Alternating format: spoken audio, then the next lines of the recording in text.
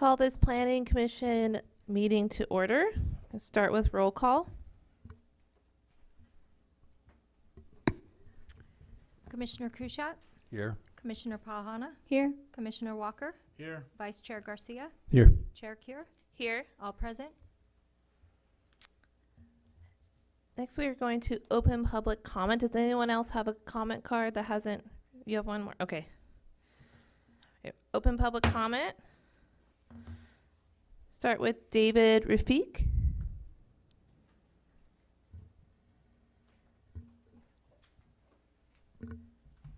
Good evening. Is this on? Can you hear me? Yep. Okay. Good evening, Commissioners. David R. Fick. Okay, F-I-C-K. David Rafiq. Yes. Oh, it was a period, not an I. I see. Thank Okay. you. Well, good evening, Commissioners.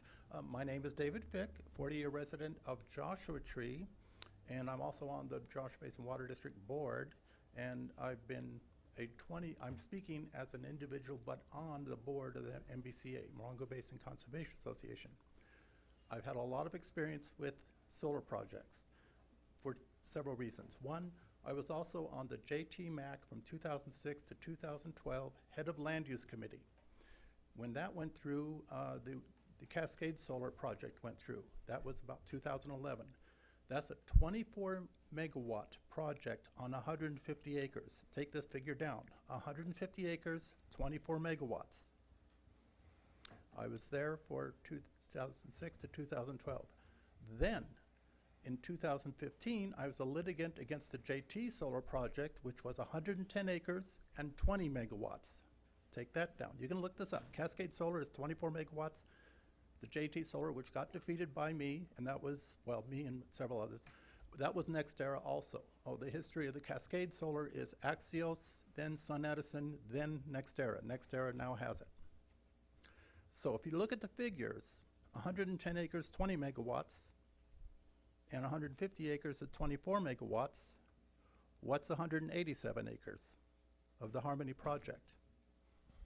They will be very fortunate to get anything above 35 megawatts. Now, they might try and tell you that it's wondrous solar panels that can pull in a lot more energy, but Cascade Solar is a single axis tracker system. That means it follows the sun with the panels, which is usually a 25 to 30% improvement over still solar panels. Now, I don't know what the Harmony is, if it's a tracker or not, but it's not going to even make 40 megawatts. So please understand, this proponent for this project is bluffing you. They will not even make 40 megawatts. They have to prove that they can even get above that to your board. Please understand that. They're in a complete bluff. You have complete control over this project. And it's not going to be an end run by the state end run. Thank you. Thank you. Suzanne Lyons.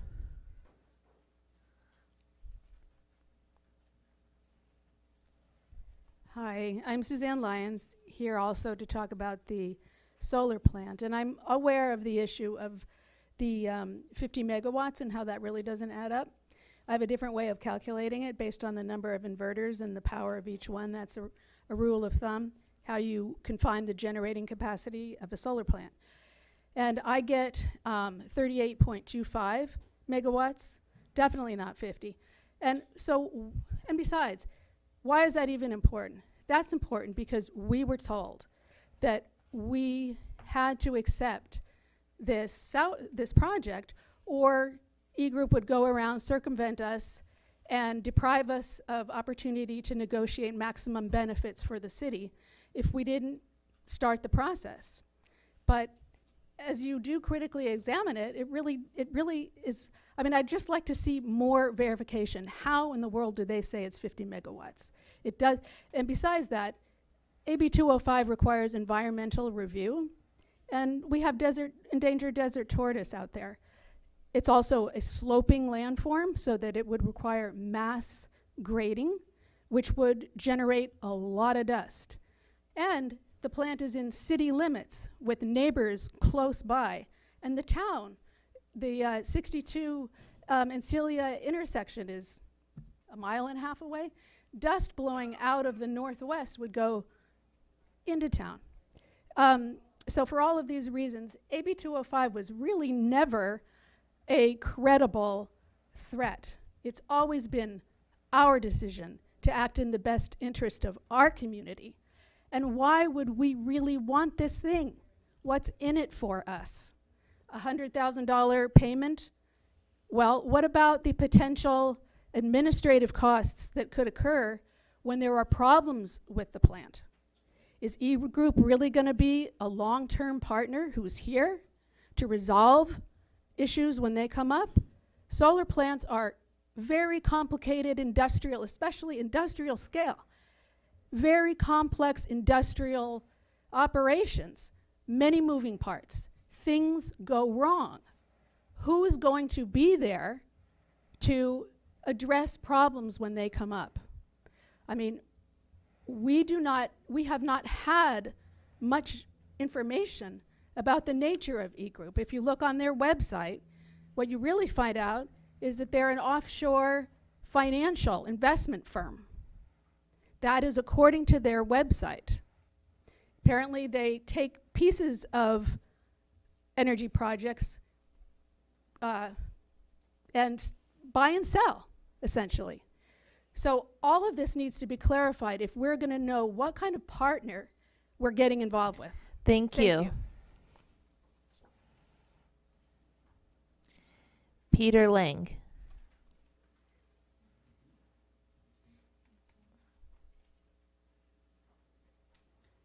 On your mark, get set. Hi, I'm Peter Lang, 29 Palms resident, opposed to the E-Group solar plant proposal. In 2012, 29 Palms put in place a moratorium, effectively a ban on commercial industrial solar fields within city limits, pushed first by the Planning Commission and ultimately enacted by the City Council, to keep utility-scale power farms out of the city and protected land use compatibility and community character, to protect those. It was driven by the reality that industrial solar brings industrial-scale grading, truck traffic, and ongoing land disturbances that the city didn't want embedded in a residential community. This moratorium should never be lifted because it's one of the few tools residents have to prevent an industrial use that would impose long-term negative local impacts while delivering most of the benefits elsewhere. If you feel that AB 205 forces your hand to repeal this moratorium that your wise predecessors put into place, I invite you to reject E-Group's proposal and let E-Group take this to the state under AB 205. There's only been one project approved by AB 205 to date, and that's been 3 years, 7 months, and 4 days. AB 205 offers a concrete set of community and economic commitments. That one AB 205 approved project included a multi-million-dollar investment package with specified contributions to local organizations. By contrast, the benefit from the E-Group projects are very modest at $100K a year and very well may not come close to covering the risks this project carries to the city. I just want us to sit back and think for a moment about having 170 acres of permanent ugly. The DEIR effectively admits this project permanently damages the visual character of this area. It calls aesthetic impacts significant and unavoidable, says there are no mitigation measures to reduce them to less than significant, and states the facility would be in full view from key viewpoints and would substantially degrade the existing visual character. That's the DEIR's language and not mine. And it means you'd be approving a lasting industrial visual footprint that cannot be screened away. For this reason alone, the project should be immediately rejected. An ugly industrial farm is proposed in our city limits and upwind of all places. During and after construction, there will be increased dust during high wind events that can't be avoided. I'm very concerned about the health effects here. And I'll close with a word about our desert tortoises. This project doesn't protect desert tortoises, it fences them out, clears their habitat, and then calls that loss mitigated, which is why I'm so deeply concerned about what actually happens to these beautiful, lovely animals with faces that live there. Thank you. Mary Kay for these beautiful photos. Thank you. Pat Hannigan. Flanagan. FL, not an H. Good evening, Thank you. and I guess that's my handwriting. So, thank you for hearing us tonight. I am a 23-year resident of 29 Palms area, and I have since 2013 been suffering from the dust that is blowing at me from the downwind projects in Joshua Tree and Oslear Avenue. In that period of time, whenever the wind blows, they've scraped everything away, it blows into my house. This project, it's going to blow into your house because there's no way to stop it. I did put a letter in, I don't know if you saw it, but I explain about sand transport paths. I give the science behind the study of them. I show how it works in this area, and that our sand actually comes from a dry lake, Emerson Dry Lake, up on the Marine base. And it actually, our sand transport path is over 130 miles. But you go drive down the road and you're gonna see, it's not dirt, it's sand and dust. I also gave you pictures of the blowing dust. One of them is 2014, and the other one is from a house that can look down on it from January 2025. So that's important. From what other people have been saying, AB 205, one of the requirements of AB 205 is that you have battery backup. There is no batteries in this project. So besides not being able to produce 50 megawatts, they lack the battery backup. I believe they also told you that 29 Palms was going to be getting some of this solar energy. Not true. It's all going into Southern Cal Edison's station, and that does not go to 29 Palms. So I don't need to take too much more of your time. We got more people here, but I would appreciate if you would ask them to give you my letter so that you can see the backup that I give, because I do have the science behind this. From the very week that I first started suffering from all the dust, I'm a biologist to begin with, and I became a soils looking person. So we have a lot of information. Thank you. Thank you. Where did you email that? I emailed it on the 22nd. You can have this copy. Please.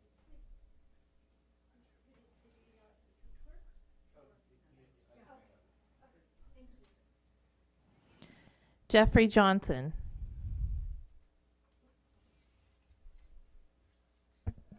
Good evening. I'm Jeffrey Johnson, a 13-year resident of the Chocolate Drop area, not far from the proposed solar plant. It will impact the Chocolate Drop area with no doubt. It's really important to remember and to realize that the state does not mandate this to happen. This is a choice of our city, whether this exists or not. And as you know, as we all remember, in 2012, we banned solar farms within the city limit for good reason. They impact our neighborhoods, and the benefit is less than good. It's not a benefit. It's not mandated, just as the sewer system was not mandated. It's up to us to determine what is good for our city, and there's so many projects. Since I'm not sure what this agenda addresses as far as the suit that we'll discuss, I strongly oppose the flock cameras, which we have no proven need for. We have minimal traffic problems in most intersections. And finally, the downtown super motel proposed for the plaza will overshadow the plaza and eliminate so much parking for events that happen there. But mostly I'm here to oppose the solar plant that will impact my neighborhood. Thank you. Thank you. Heather Drake.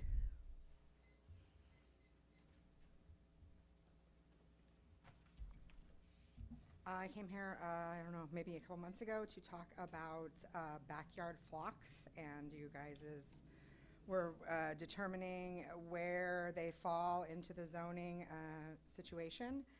And I just wanted to have, just bring up a personal anecdote to explain why this is important and why I think it needs to be addressed.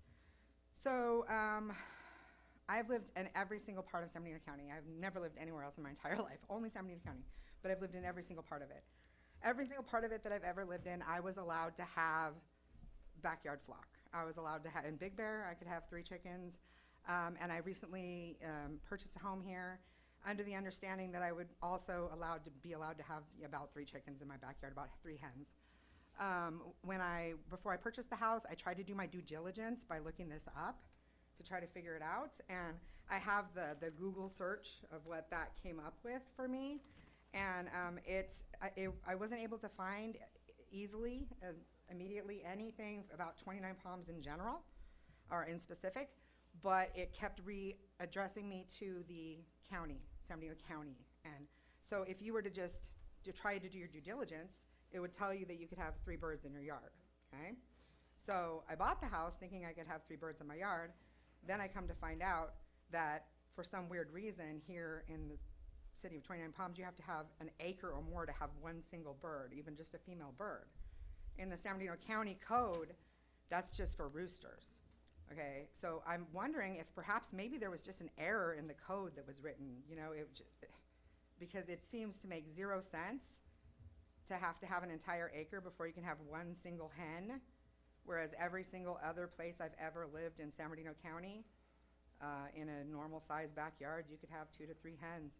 And I think it's really important because, you know, I bought this house doing what I thought was my due diligence, and I wasn't able to find that information. And so a lot of those people may be going through the same thing. And I know there's other people in my neighborhood that have chickens, and no one's complaining. But I would like to see it not be a violation because, you know, just say your neighbor just doesn't like you for some reason, and then they can report you for having chickens, and maybe they haven't caused any problems, you know? And so then you've lost your important flock that is providing food in this times of food insecurity, and you've lost your beloved pets as well, and you can't fight it.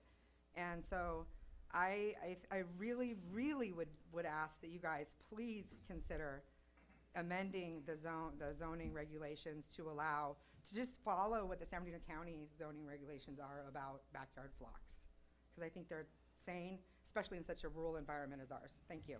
Thank you. Mary Kay Sherry.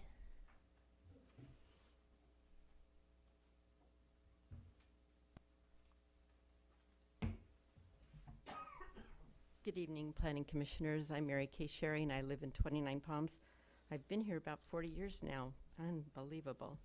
Anyway, I sent an email to Mr. Gardner and also to Cindy Velasquez, and she kindly forwarded them to all of you. So I hope you saw my email and what I had in it. So I'm not going to rehash the things that I said there and what's already been stated. I just wanted to share one thing with you. Years ago, probably in 1989, 1990, we were building a house in Harmony Acres on Knowles Knoll. And I was driving home from work at Desert Hospital, and I heard on the radio that the Planning Commission was meeting that night to discuss the proposed solar plant, which is now the Carradine plant, on 2 Mile Road. And they were going to build it on 2 Mile and Knowles Knoll, and our home was on Knowles Knoll. So it was going to be just north of me. So I went home, checked on the kids, and I drove right over to Les Cruchat's house to talk to him to see what we as citizens could do, because at that point I was a young mom, I wasn't involved in city government, knew nothing about it really. And he and Fred Libby got together, they talked to me, they shared information. We got together as a neighborhood, we came to the meetings like we're doing now, and shared our concerns. And back then, there wasn't anything that prevented them from building this big gigantic plant in my backyard. Now it wasn't supposed to be allowed to happen, but obviously they're kind of leaning to change that. At the time, Casey Schuyler, one of our teachers in 29 Palms, was really cute. She came to the meeting and she said, because they promised they would disguise it. We wouldn't see it, we wouldn't notice it, and they were gonna put plants around it. Well, you can't. She said it's kind of like hiding an elephant in a playground. It just can't be done. So this is like a giant elephant out there that can't be hidden no matter what they say they're gonna do. And finally, I hope if you open my email, I sent you some pictures. One was of a baby tortoise, wasn't even as big as my hand, and one was of a full-grown tortoise. And I couldn't send it because it was too large of an attachment, but it was these two guys.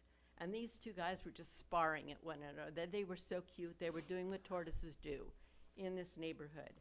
It's where they live. It's their home. They've been there long before I came here in 29 Palms. But they're everywhere. I don't care when they did their DEIR, or whatever, but those tortoises are there. I walked there every day until the big flood in July of 2023, 4. But they're there, they're happy there. This one was coming out of his burrow. I've seen them all shapes and all sizes. They're a viable community. We're a viable community. We live here, we love it here, and we don't want our community destroyed. Thank you. Thank you. Carlos Blandon.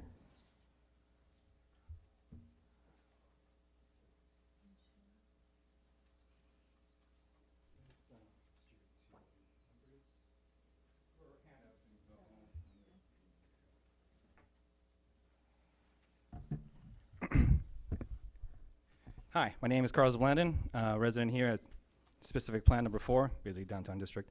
I'm going to quote Jane Jacobs. View walking the streets as an essential for understanding and creative, vibrant, safe, and healthy cities, emphasizing eyes on the street. You got some eyes on the streets right here. From diverse people engaging in mixed uses at diverse times, creating a lively social ballet and strengthening community bonds, rather than relying on sterile, car-centric planning. She believed in walking, revalued urban strength, encouraged multiplicity of choice, and foster community, contrasting with attached planning, ignored real-life pedestrian experience. Like walking down Ocotillo has a lot of great value. Like you're gonna be planning to do covered parking in downtown. Great option to put solar there and backup battery. So if is this gonna happen or not, a lot of the arguments here, I've been talking about corrugated metal, it's another thing. So we'll go back to that. Visual resources inventory is a process to determine something we need to look around and determine how we wanna move our zoning and concentrate development somewhere and how we're gonna do it. And what values were there before. Inventories are conducted according to the guidelines I kind of provided you in an email. There are 3 primary components to a visual resource inventory: scenic quality evaluation, sensitivity level analysis, delineations of distance zones. Based on these 3 components, lands are placed into 4 visual resources. Inventory classes represent the relative value of visual resources. Class 1 and Class 2 are the most valued. Class 3 represent values, and Class 4 represent least values. The assignment of visual management classes is ultimately based on the management decision during your general plan. The zoning can determine how much, development one place is gonna be. So that will determine the visual resource. In those cards, you see a color template. In that, you can determine the distance and colors associated to the landscape. Especially here, people get, creative with their egos, and that kind of disturbs the landscape. Like corrugated metal, if you put good metal, it technically has some good iron and nickel. And you're supposed to spray it with, salt, vinegar, and hydrogen peroxide to get the patina look. But no one does it. They usually buy the cheap aluminum one and leave it. Highly reflective, highly abusive to the landscape. I suggest you reading the material I gave you 1 night or 2 nights, but just walk the streets and decide, is it worth giving abrasive color in that landscape or not? Thank you. Thank you. Okay, do you have any other public comments before I close? Can I come back for just 2 minutes? Oh, no coming back, sorry. Any new people with public comment? Okay, I'm going to close public comment. Absolutely, thank you. Okay. So we're moving on to a closed session. A closed session of the Planning Commission may be held in accordance with the state law, which may include but is not limited to the following types of items: personnel matters, labor negotiations, security matters, providing instructions to real property negotiators, and conference with legal counsel regarding pending litigation. The closed session will be held in the City Hall Conference Room located at 6136 Adobe Road, 29 Palms, California. Any public comment on closed session items will be taken before the closed session. Any required announcements or discussion of closed session items or action following the closed session will be made in the City Council chambers, 6136 Adobe Road, 29 Palms, California. 1.1, anticipated litigation, significant exposure to litigation, code section 54956.9D2. 2 cases. Okay. We're going to adjourn to the closed session.